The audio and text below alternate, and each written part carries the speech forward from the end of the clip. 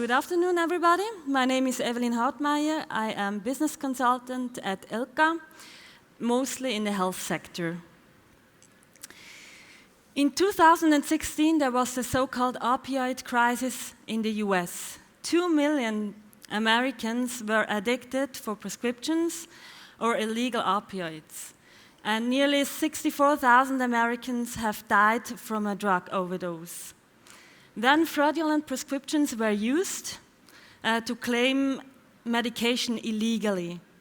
Now there are some victims who complain against their doctors for overprescription, but with the current prescription process, it is not possible to prove that. That is one reason why I'm talking about securing medical prescriptions today. So the current prescription process, the patient is at the center. He goes to the doctor who issues the prescription, and this is done by paper today. The doctor gives to the patient two things. One, first, it's the content of the data, so the prescription itself. And second, it's the responsibility to keep the prescription authentic, which means the trust in data or integrity. After that, the patient goes to the pharmacy and the pharmacist tries to read what is written on this paper prescription and issues the medication. There are some issues with this current prescription process. As the opioid crisis in the US has shown, there are doctors who issue prescriptions for monetary reasons. Another issue is the history of prescription. It's very hard to get a history of the prescription. For example, if a patient changes the doctor, then the new doctor it's very difficult for him to get the prescription. Even the patient himself often doesn't know which medicine he's taking at the moment. For the patient, there are also some issues. For example, he could lose the prescription, then he has to go to the doctor again, which is time-consuming and expensive.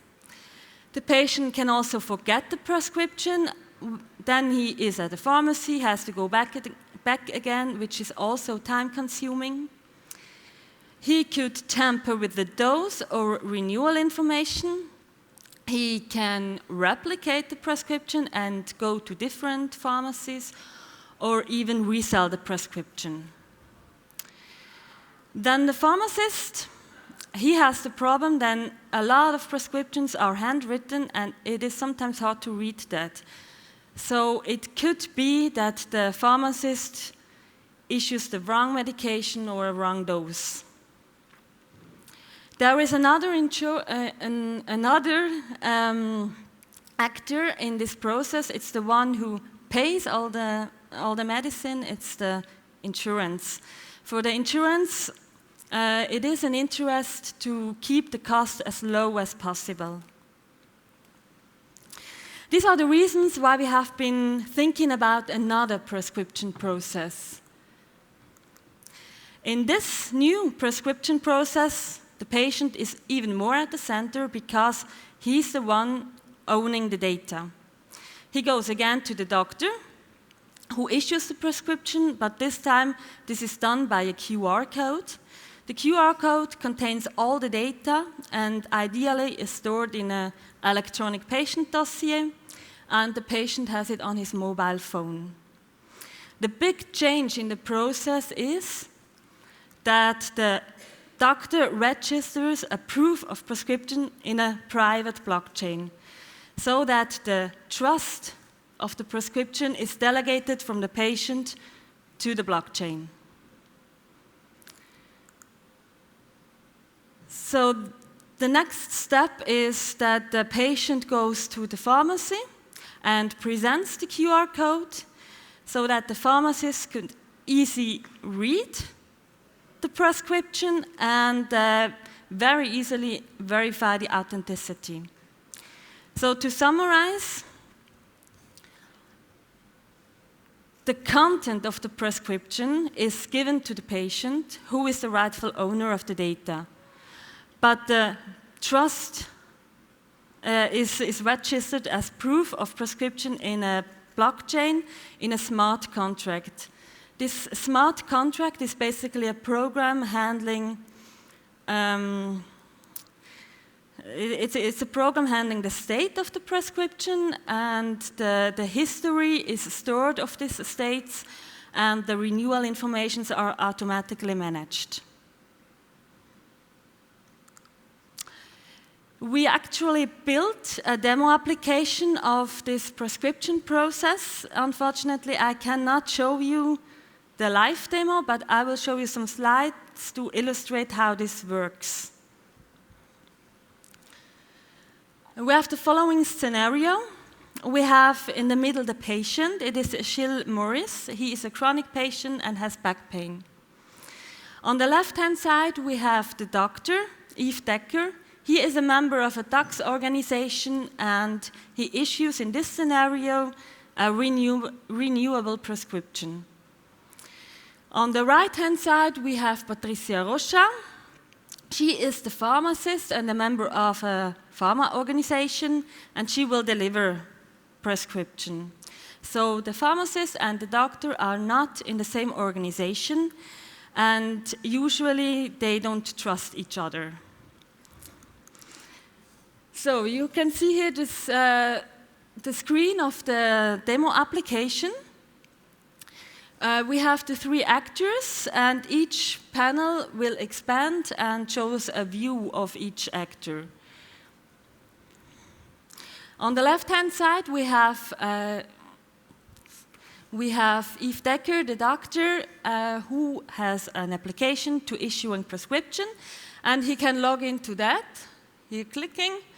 So he wants to give to Gilles Morris, his patient, a renewable prescription. It is codeine. It's 2 times and a waiting period of 7 days. This means that Gilles can have his codeine 2 times and then have to wait for 7 days to get another 2 times until the prescription expires. Okay, now the important step is that the doctor signs the prescription and sends it to the blockchain.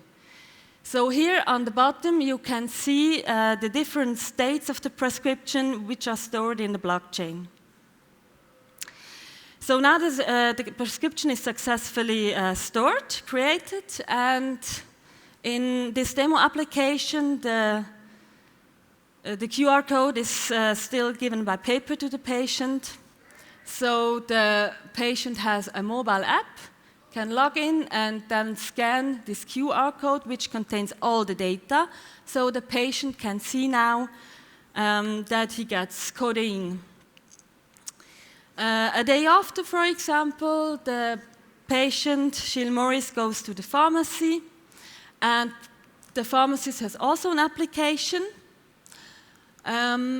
And then she can scan this QR code and see what the prescription says, the content. And now, very important, is this button here. Patricia Rocha can verify if the prescription is valid or not. We do that and see, it's the first time Gilles is in the pharmacy, it's valid. And then she can deliver the prescription, and this is also stored as a state in the blockchain.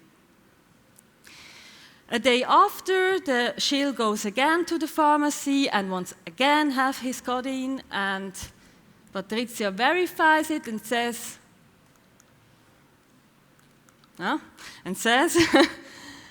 yes, prescription still valid, I can deliver the prescription. So if, for example, Gilles would a day after go again to Patricia or another pharmacist and wants to have again his codeine, and the pharmacist would verify the validity, one can see that the prescription is not valid or on hold, and you have to wait 7 days and come back again. So the important point here is to say we have built the application and it would work. The takeaways. As I said before, the patient is at the center of the process. In a lot of cases, a correct medication is essential for the healing process and the safety of the patient. With this new process, we think that the safety of the patient can increase, and this can reduce follow-up costs, which is also good for the insurance and, at the end, of course, for the patient. With the digital prescription, it is not possible anymore to lose the prescription, and almost not possible to forget it, because it's on the mobile phone of the patient. The patient is the real owner of the data. There is absolutely no sensitive data stored in the blockchain. Then the pharmacist, for the pharmacist, it's very easy to verify the validity and authenticity of the prescription, and she can be sure that the data is up to date. The doctor on the left-hand side, it's a very transparent process, so the doctor could not deny anymore to have issued a prescription. He has signed the prescription, and this is stored forever in the blockchain. He cannot modify it, and he cannot delete it. Then the good thing is also that the history of prescription is stored in the blockchain. So, for example, the doctor can be notified if the patient at least bought the medicine. If the data, the content of the prescription, so the QR code, is stored in the electronic patient dossier, this could also be a real advantage for patient and doctor. As I said, for example, if the patient changes the doctor, he can give access to the prescriptions to the new doctor. And this could also increase patient safety. And I think that with the new process, the communication between all the actors will improve. Thank you.